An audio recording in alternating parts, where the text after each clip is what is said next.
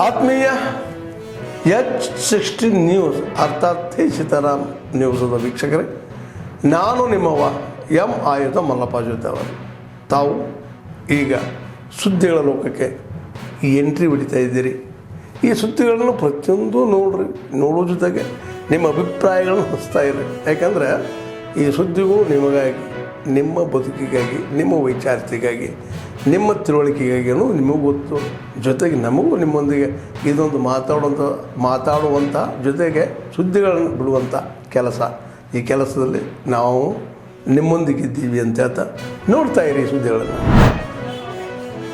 Sir, ಪ್ರಥಮವಾಗಿ ಎಲ್ಲ ಭಾರತೀಯರಿಗೂ, ಭಾರತೀಯ ಸೈನಿಕರಿಗೂ, ಏರ್ಫೋರ್ಸ್ ಆಗಲಿ, ನೇವಿ ಆಗಲಿ ಅಥವಾ ನಮ್ಮ ಭಾರತೀಯ ಸೈನ್ಯ ಏನು ದಳ ಇದೆ ಎಲ್ರಿಗೂ ಹೃತ್ಪೂರ್ವಕ ಅಭಿನಂದನೆಗಳು ಸರ್.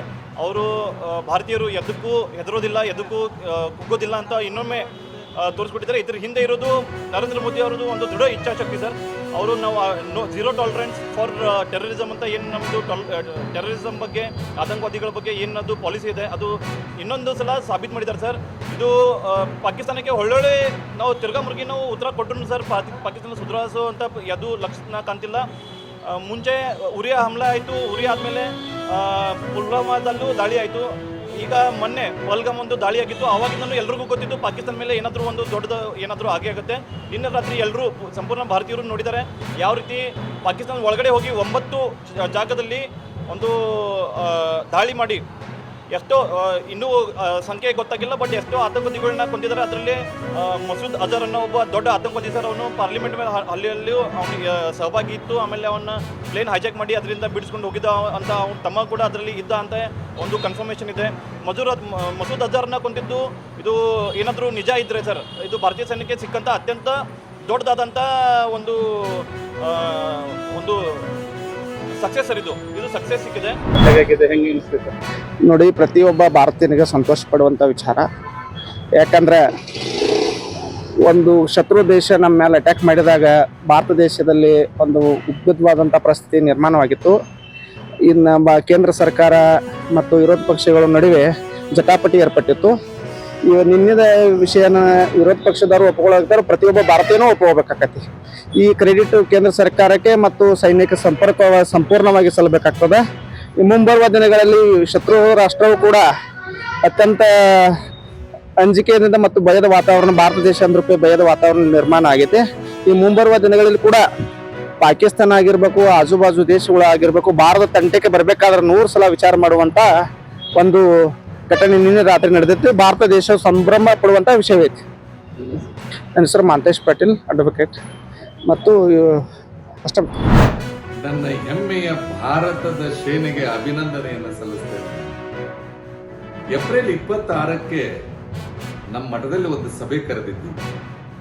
ಆ ಸಭೆಯೊಳಗೆ ರಾಮ ಜನ್ಮಭೂಮಿಯ ಕೋಶಾಧ್ಯಕ್ಷರಾಗಿರ್ತಕ್ಕಂಥ ಗೋವಿಂದ ಗಿರಿಜ ಮಹಾರಾಜರು ಬಂದಿದ್ರು, ಹರಿಹರಪುರದ ಸ್ವಾಮೀಜಿಯವರು ಬಂದಿದ್ರು, ಬೆಂಗಳೂರು ಕೈಲಾಸಾಶ್ರಮದ ಸ್ವಾಮೀಜಿಯವರು, ಬೆಳಗಾವಿ ಕಾರಂಜಿ ಮಠದ ಸ್ವಾಮಿಗಳು ಸೇರಿದಂತೆ ಬಹಳಷ್ಟು ಜನ ಸ್ವಾಮಿಗಳು ಬೆಳಗಾವಿ ಹುಕ್ಕೇರಿ ಹಿರೇಮಠದಲ್ಲಿ ಕೂಡಿ ಒಂದು ಆಂತರಿಕ ಸಭೆಯನ್ನು ಮಾಡಿದ್ದೀವಿ. ಉದ್ದೇಶ ಏನಂತಂದ್ರೆ, ಇವತ್ತೆಲ್ಲ ನೀವು ನೋಡಬಹುದು, ಬಹಳಷ್ಟು ನಮ್ಮ ಜನರಿಗೆ ತೊಂದರೆ ಆದಾಗ್ಲೂ ಕೂಡ ಸುಮ್ಮನೆ ಕೂತ್ಕೊಳ್ಳೋದು ಮೂರ್ಖತನ. ಕಾಶ್ಮೀರದಲ್ಲಿ ಉಗ್ರರ ದಾಳಿ ಬಹುಶಃ ನಮಗೆ ಎಷ್ಟು ನೋವು ಕೊಡ್ತು ಅಂತಂದ್ರೆ, ನಮ್ಮ ತಾಯಂದಿರ ಸಿಂಧೂರನ್ನ ಅಳುಕಿಸಿದ ಉಗ್ರಗಾಮಿಗಳಿಗೆ ನಮ್ಮ ಭಾರತದ ಸೇನೆ ತಕ್ಕ ಪಾಠವನ್ನು ಕಲಿಸಿದೆ. ಆಪರೇಷನ್ ಸಿಂಧೂರ್ ಇದರ ಹೆಸರಿನಿಂದನೇ ಇವತ್ತು ಪಾಕಿನ ಉಗ್ರಗಾಮಿ ಪಾಪಿಗಳಿಗೆ ತಕ್ಕ ಉತ್ತರವನ್ನ ನಮ್ಮ ಭಾರತದ ಸೇನೆ ಕೊಟ್ಟಿದೆ. 12:45 का टाइम था, तो हम सोए हुए थे. एक ड्रोन आया और सीधा वो उसकी थोड़ी सी हाइट ऊपर थी. उसके बाद 3 ड्रोन आए हैं. वो तीनों का ताकुब मस्जिद थी, उन्होंने मस्जिद पर हमला किया, जिससे मस्जिद का सेन, मस्जिद के आगे एडमिनिस्ट्रेटिव ऑफिस और उसके आगे मस्जिद की छत वो सारी तबाह हो गई थी. और एक अफराद था वो अपनी ड्यूटी पे छत पे बैठा हुआ था, वो इसके शहीद हो गया।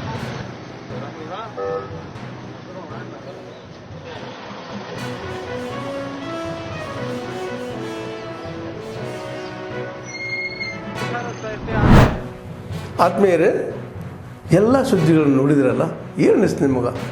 ಇದರಲ್ಲೇ ನಿಮ್ಗೆ ಲೈಕ್ ಆಗಿರ್ಬೋದು, ಡಿಸ್ಲೈಕು ಆಗಿರ್ಬೋದು, ಕಾಮೆಂಟ್ ಬೇಡಪ್ಪ ಅಂತೂ ಅನಿಸಿರ್ಬೋದು, ಕಾಮೆಂಟ್ ಮಾಡಬೇಕಪ್ಪ ಅನಿಸಿರ್ಬೋದು, ಶೇರ್ ಮಾಡಬಾರ್ದಪ್ಪ ಅನಿಸಿರ್ಬೋದು, ಅದು ಮಾಡಬೇಕು ಅನಿಸಿರ್ಬೋದು. ಏನಾದರೂ ಆಗಲಿ ಶೇರ್ ಮಾಡ್ತಾಯಿರಿ, ಈ ನ್ಯೂಸ್ಗಳನ್ನ ಹಂಚ್ತಾ ಇರಿ, ಜೊತೆಗೆ ಇದಕ್ಕೆ ಸಬ್ಸ್ಕ್ರೈಬ್ ಆಗ್ತಾಯಿರಿ ಅಂತ ಹೇಳ್ತಾ H16 ನ್ಯೂಸ್ ಅರ್ಥಾತ್ ಹೇ ಸೀತಾರಾಮ್, ಇದು ಸತ್ಯದ ಕೈಗೆ ನಡಿ. ವಂದನೆಗಳು.